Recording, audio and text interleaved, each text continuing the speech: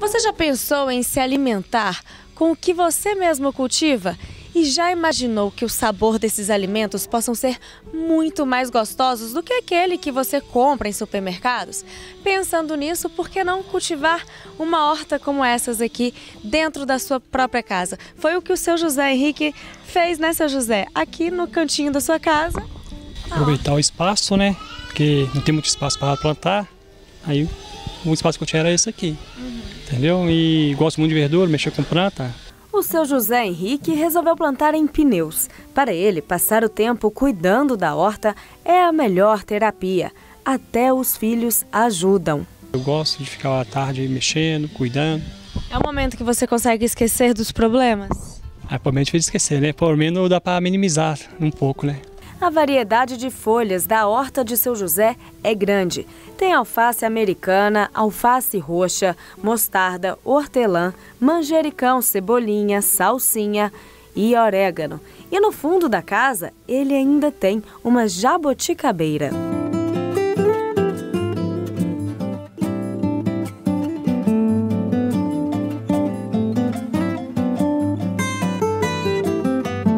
O confeiteiro tem bastante espaço, mas para quem não tem, a falta de quintal não é motivo para não cultivar uma horta em casa.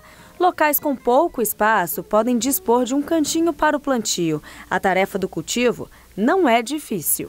Os cuidados básicos são os mesmos, né? É sol, água e sais minerais, que é um solo fértil, né? Agora, cada variedade tem a sua demanda de clima, é mais adaptada para determinado tipo de ano, determinada época do ano, e existem algumas variedades que se adaptam melhor ao cultivo em pequenos espaços. Por exemplo, temperos como cebolinha, salsinha, coentro, chás, erva cidreira, boldo, né? E outras hortaliças que demandam um pequeno espaço. Basta um vaso, uma garrafa PET e até uma caixinha de leite para começar a plantar e colher alimentos e temperos fresquinhos. O importante é que seja um recipiente impermeável, né, resistente à água. E outra coisa que tem que prestar atenção é a drenagem desse recipiente, né? Então, tendo sol, tendo água e tendo uma terra fértil que vai promover a adubação da planta, dá para cultivar. Mas atenção, as pragas também atacam as pequenas hortas. É muito comum o pessoal que começa um projeto de plantio de horta doméstica desanimar por causa de praga, né? Dar um pulgão, dar um piolho, dar uma cochonilha.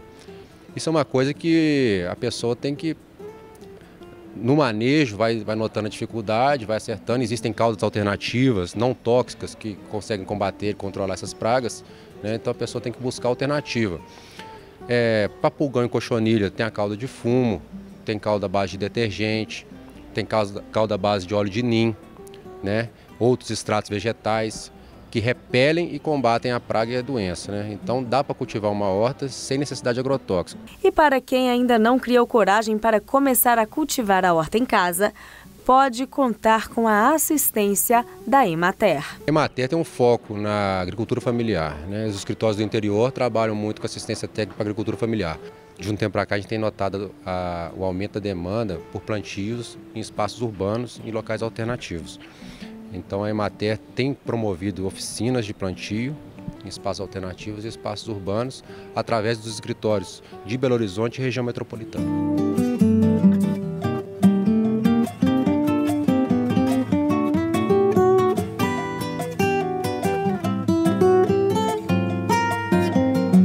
Eu fiquei assustada aqui de saber que o nosso país é o maior consumidor de agrotóxicos.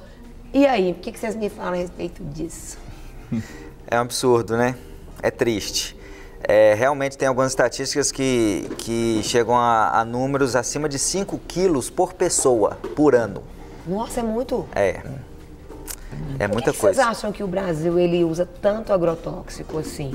Teria alguma justificativa?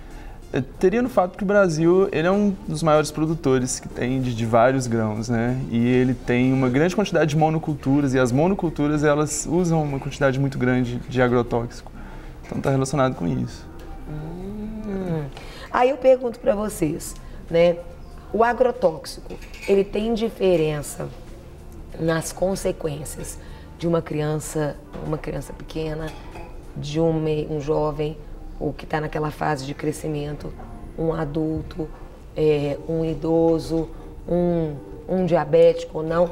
Isso pode ser fatal para alguns, tem um grupo de risco, outros não. O que vocês me diriam? Claro que sim. Primeiro, existe um princípio básico. Agrotóxico é uma agressão à nossa saúde. Obviamente, a gente tem algumas faixas etárias que são mais fracas, menos resistentes a agressões. Sim. Crianças, os extremos. Como se fosse a imunidade menor. Exatamente. Crianças e idosos. Eu vou até mais, mulheres grávidas, a criança no feto, né? Então a gente tem aí várias intoxicações, que são intoxicações que não necessariamente a pessoa vai apresentar um problema na hora. Sim. Aquilo vai sendo acumulado. Vai sendo acumulado. Então, um pouquinho hoje, um pouquinho amanhã. Às vezes, por exemplo, no caso que você falou, problemas com comprometimento aí do feto, que a gente aproveita para colocar as imagens que ele comentou aqui. Pode ser, esse comprometimento do feto vai ser durante a gravidez ou se ela já consumiu antes, isso pode acumular também, me explica? As duas coisas. Olha. Tá? Então, a mulher que engravida já intoxicada, ela pode comprometer aí o feto e durante a gestação, uma alimentação assim com um grau de intoxicação também vai piorar. Tem um outro também, problemas cardíacos. Eu queria que você falasse um pouquinho, que é uma das consequências aí. Só uma pergunta, antes de falar problema cardíaco, deixa eu perguntar, tem alguma coisa sem agrotóxico, gente? É muito difícil. Nesse mundo de, meu Deus, esse mundo de hoje, tem coisa agrotóxico? Eu costumo falar que é um produto orgânico cultivado que você sabe a procedência. Você pode dizer que ele não tem agrotóxico. Não, é muito fala difícil. Nos bastidores, você falou que era você plantar uma batata. É só uma batata que você sabe quem plantou e você sabe a procedência da terra que você conhece. Não é nada fácil. É muito complicado e é muito complicado também rastrear hoje em dia. A Anvisa tem um programa de análise de alimentos para poder tentar rastrear a procedência deles e agrotóxicos, mas é impossível se analisar todos os alimentos do Brasil. Então, cerca de 15 alimentos são rastreados pela Anvisa, que é muito pouco. Problemas no coração, cardíacos, afeta muito?